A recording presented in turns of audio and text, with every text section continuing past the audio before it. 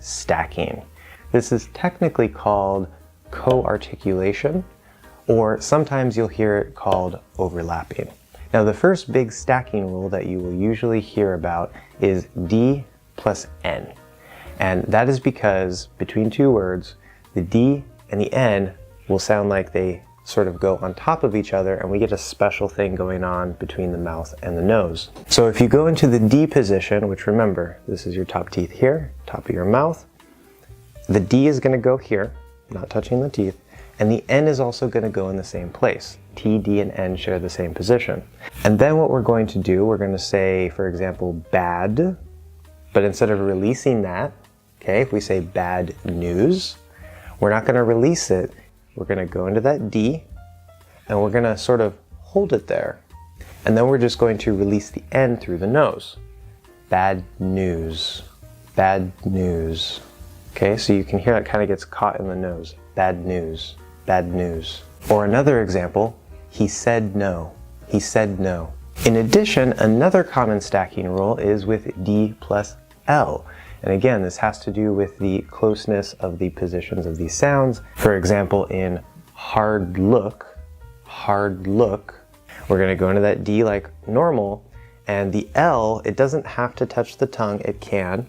It could just be up here. Okay, it's not going to be straight up like that. I have lessons for the L that you can watch, but all you have to do is you go into that D, and we know that the tongue is going to stop the airflow.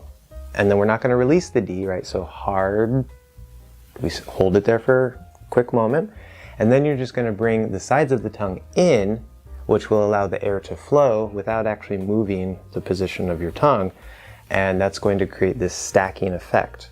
Hard look, hard look. Or another example, good luck, good luck. And one more example that you might not have heard about before is non-lip consonant plus W.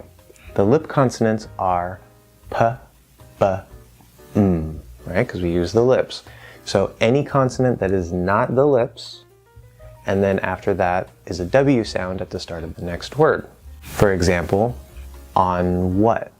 So here we get that overlap effect, or that stacking effect, because you close the N, you bring the lips out, the lips are independent, okay?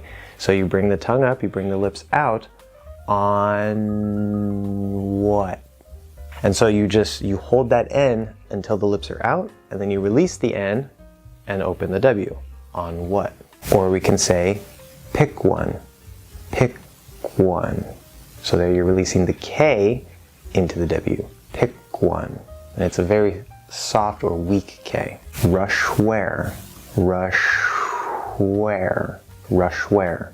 And an example inside of a word, question, right? We start with that K, and then we release into the W. This one is a stronger K because it's at the start of a stressed syllable, and that's fine. Question.